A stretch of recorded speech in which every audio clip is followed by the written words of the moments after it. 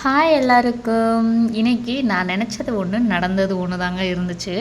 ரொம்ப நாளைக்கு அப்புறம் நானும் என் ஃப்ரெண்டும் ஃபோன் கால் பேசிக்கிட்டோமா, அப்போ 2 பேரும் ஊரில் இருக்கும் போதே அப்படி தான் நிறைய ஹெல்த்தியான விஷயம்லாம் ஃபாலோ பண்ணணும் ஸ்ட்ரிக்டாக பேசுவோம். அதனால் காலையில் எழுந்திரிச்சு நடக்கணும், ஒரு 5:30க்கு நடப்போம் அப்படின்னு சொல்லி பிளான் பண்ணியிருந்தோம். அதே மாதிரி ஈவினிங் நடப்போம்னு பிளான் பண்ணியிருந்தோம். ஆனால் நான் பண்ணது என்னவோ, மழை பெஞ்சிச்சு இல்லைங்களா? சரி, மழை பெஞ்சிச்சா வீட்லையாவது ஒர்க் அவுட் பண்ணணும்.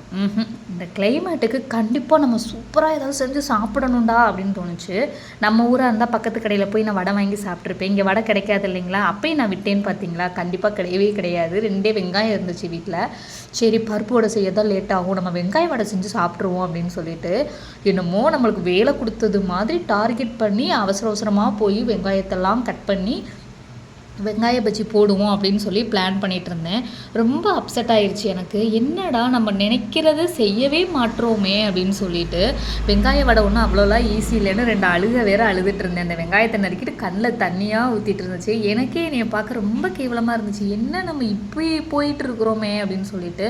ஏன்னா ஹெல்த்தியான சாப்பாடு இம்பார்ட்டண்ட் கொடுக்குறதுல நான் ரொம்ப ஒரு எங்கள் வீட்டுக்கார கூட நான் திட்டுவேன், அது சாப்பிடக்கூடாது இது சாப்பிடக்கூடாதுன்னு. ஆனால் இங்கே நான் டோட்டல் சேஞ்ச் ஆகிட்டேன். இந்த வீடியோ கண்டிப்பாக என் ஃப்ரெண்ட் பார்த்துட்டு இருப்பாங்க. பார்த்து முடித்ததும் எனக்கு புகழ்கிறதுக்காக ஃபோன் பண்ணுவாங்க. அதை நெக்ஸ்ட் வீடியோவில் என் ஃப்ரெண்டு என்ன சொன்னாங்க அப்படின்றத கண்டிப்பாக நான் சொல்கிறேன். வெங்காய வடை அதுவும் பக்குவமாக என்னென்ன போடணுமோ ஒரு பொருள் கூட மிஸ் பண்ணாமல் போட்டு சாப்பிட்டேன். எங்கள் வீட்டுக்கார் அந்த அளவுக்கு இது வேணும் அது வேணும்னு கேட்கக்கூடிய ஆள் கிடையாது. நம்ம சும்மா விடுவோமா? அவர் ஃபிட்னஸ்க்கு ரொம்ப இம்பார்ட்டன்ஸ் கொடுக்குற ஆள் தான். நான் இதெல்லாம் சாப்பிடணும்ப்பா, இப்போ சாப்பிடாம எப்போ சாப்பிட போகிறோம், சேர்த்து வச்சு என்ன பண்ண போகிறோன்னு டயலாக்லாம் பேசி அவரவே நான் சேஞ்ச் பண்ணிடுவேன். ஸோ அவசர அவசரமாக நான் பருப்போட வெங்காய வடை செய்யணும் அப்படின்னு தான் முடிவு பண்ணியிருந்தேன்.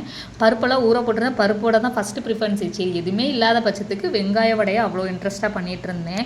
இந்த மாதிரி தாங்க எப்பயுமே காலேஜ் டைமில் படிக்கணும், வேலை நம்மளை இந்த வட்ட செம்முக்கு நம்ம நல்லா ப்ரெசன்ட் கொடுக்கணும் அப்படின்னு சொல்லிட்டு படிக்கிறப்ப தான் ட்ரெஸ் எடுக்க வெளியில் போயிடுவோம். பர்த்டே பார்ட்டி வரும், ஃப்ரெண்ட்ஸ் வருவாங்க, ரிலேட்டிவ்ஸ் வருவாங்க, ஃபோன் கால்லே டைம் எல்லாம் போயிடும். அதனால் ஆனால் பிளான் பண்ணாமல் ஏதாவது நான் பண்ணணும்னு நினச்சேன்னா நான் சூப்பராக பண்ணுவேன். நான் பிளான் பண்ணி நம்ம இதெல்லாம் பர்ஃபெக்டாக இன்றைக்கி நம்ம செஞ்சு முடிக்கணும்டான்னு பண்ணுற அன்றைக்கி நான் பண்ணவே மாட்டேங்க. இதே மாதிரி தான் என் லைஃப்பில் இப்போ வரைக்கும் நடந்துட்டு தான் இருக்குது. ரொம்ப ஒரு வெக்கமான ஒரு சூழலாக தான் இருக்குது. அதனால தான் இந்த வீடியோவையும் நான் கேப்சர் பண்ணியிருந்தேன்னா. வடை சூப்பராக வந்துருந்துச்சு. மொத்தமே நான் கம்மியாக தான் சுட்டேன். ஒரு 5 வடை கிட்ட தான், நான் 2 வடை கிட்ட சாப்பிட்டுட்டேன். ஆனால் என்னுடைய பிளான் பார்த்தோம்னா காலையில் ஹெல்த்தியாக ஏதாவது சாப்பிட்டுக்கிறணும், no sugar, no oil food, இந்த மாதிரி கொஞ்சம் ஹெல்த்தியாக சாப்பிடணும் அப்படின்னு சொல்லிட்டு ஊரில் இருக்கும் போதெல்லாம் நானும் என் ஃப்ரெண்டும் சாட் மாதிரி ப்ரிப்பேர் பண்ணி வச்சுட்டு இன்றைக்கி குக்கும்பர் எடுத்துக்கிட்டேன், இன்றைக்கி நான் வெண்பூசணி எடுத்துக்கிட்டேன், வாட்டர்மெலன், வாட்டர் கண்டென்ட் இருக்கணும், அதே மாதிரி ப்ரோட்டீன்ஸ் இருக்கணும், இந்த மாதிரி பிளான் பண்ணி சாப்பிட்டுட்டு இருந்தேன் நாங்கள்.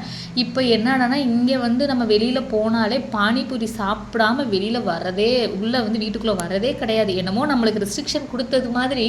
கண்டிப்பாக நம்மள என் ஹஸ்பண்டே மறந்துட்டா கூட, எங்கே இன்றைக்கி நம்ம பானிபூரி சாப்பிடல, வாங்க போய் சாப்பிட்டு வருவோம் அப்படின்னு சொல்லிட்டு பானிபூரி ஒரு 10 உள்ள அமுக்கிட்டு தான் வருது. ஸோ எந்த இதில் கொண்டு போய் ஏதாவது ஒரு ஹெல்த் இஷ்யூவில் கொண்டு போய் விட்டுருமோன்னு ரொம்ப பயமாக இருக்குது. நம்ம அம்மாங்கெல்லாம் பார்த்தோன்னா 40 வயசில் தான் முட்டி வலிக்குது, கால் வலிக்குது, குறுக்கு வலிக்குதுன்னு சொன்னாங்க. இப்போ என்னமோ நம்ம ஒரு 35 30+ நம்மளாம் சொல்ல ஆரம்பிச்சிட்டோம். காலையில் எழுந்திரிச்சா காலை வைக்க முடியலை, டக்குன்னு குனிஞ்சு நிமிர முடியலை அப்படின்னு சொல்லிட்டு நானும் என் ஃப்ரெண்டும் இதை தான் வச்சு பேசி சிரிச்சிட்டே இருப்போம். ஹேர் ஃபால் ஆகுது, ஹேர் ஒயிட் வந்துருச்சு, கலர் மாறிடுச்சு, தோல் சுருங்கிருச்சு அப்படின்னு சொல்லிட்டு. நீங்கள் உங்கள் ஃப்ரெண்ட்ஸ் கிட்ட இந்த மாதிரியான விஷயந்தான் பேசுவீங்களா, இல்லை நாங்கள் மட்டும்தான் இப்படி இருக்கிறோமா அப்படின்றது எனக்கு தெரியலை.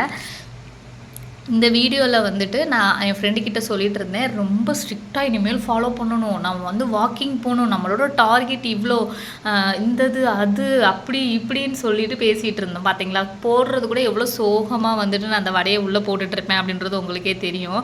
ஆனால் சோகம் என்னவோ அந்த வடை போடுறதுல மட்டும்தான் இருக்குது. என்னோட இப்போ யோசனையெல்லாம் எப்படி இருக்குதுன்னா, நம்ம என்னடா இந்த அளவுக்கு போயிட்டுருக்குறோமே, நம்மளோட நெக்ஸ்ட்டு நம்ம எப்படித்தான் அதை கொண்டு போய் நம்ம எடுத்துகிட்டு போக போகிறோம், இன்னும் அந்த ஒரு சீரியஸ்னஸ் வந்து எனக்கு வரலை. ஊரில் இருக்கும்போது நல்ல ஒரு சீரியஸ்னஸோட எந்த ஒரு விஷயம்னாலும் பண்ணுவேன். இங்கே வந்து சமைக்கிறேன் நல்லா, அது ஒரு விஷயம். ஊரில் வந்து காலையில் வந்து ஒரு சாப்பாடு செஞ்சுட்டேன்னா பசங்க மட்டும்தான் இருக்கிறாங்கன்றதுனால நைட்டு ஒரு தோசை அதே குழம்பு வச்சு முடிச்சுக்குவேன். இங்கே வந்து 3 நேரமும் நல்ல வெரைட்டி ஆஃப் அது இடையில ஸ்நாக்ஸ் வேறு பண்ணுறேன். நாங்கள் என்ஜாய் பண்ணுறோமோ இல்லையா, என் ஹஸ்பண்ட் நல்லா என்ஜாய் பண்ணுறாங்க. ஆனால் நம்மளோட கோட்பாடுகளை வந்து நம்ம மீறக்கூடாது அப்படின்னு சொல்லிட்டு பருப்பு வடை வெங்காய வடையும் சுட்டு வச்சுட்டு நான் வந்துட்டு இது போட்டுட்டு இருந்தேன். என்னது சீரக தண்ணி போட்டுட்டு இருந்தேன். நம்ம ரத்தத்தை சுத்தப்படுத்தணும் இல்லைங்களா, இது ரொம்ப முக்கியமான விஷயம். சரி நம்ம இன்னைக்கு வந்து கண்டிப்பான முறையில் சீரக தண்ணியை மிஸ் பண்ணக்கூடாது அப்படின்னு சொல்லிட்டு 5-6 சீரகம் கொஞ்சோண்டு சோம்பும் போட்டு இது பண்ணிட்டு இருந்தேன். அதை சரி ஃபஸ்ட்டு எம்டி ஸ்டொமக்கில் அதை குடிச்சிருவோம், குடிச்சிட்டு நம்மளோட விதிமீறல்களெல்லாம் மீறி நம்ம அட்டூழியம் பண்ண ஆரம்பிச்சிருவோம் அப்படின்னு சொல்லிட்டு அந்த சமயத்தில் என் ஹஸ்பண்ட் வந்துட்டார். என்னை கேட்டார், உனக்குலாம் வெக்கமாவே இல்லையா அப்படின்னு கேட்டார். வெக்கமே இல்லையேன்னு சொல்லிட்டு 2 பருப்பொடியை சாப்பிட்டுட்டேன்.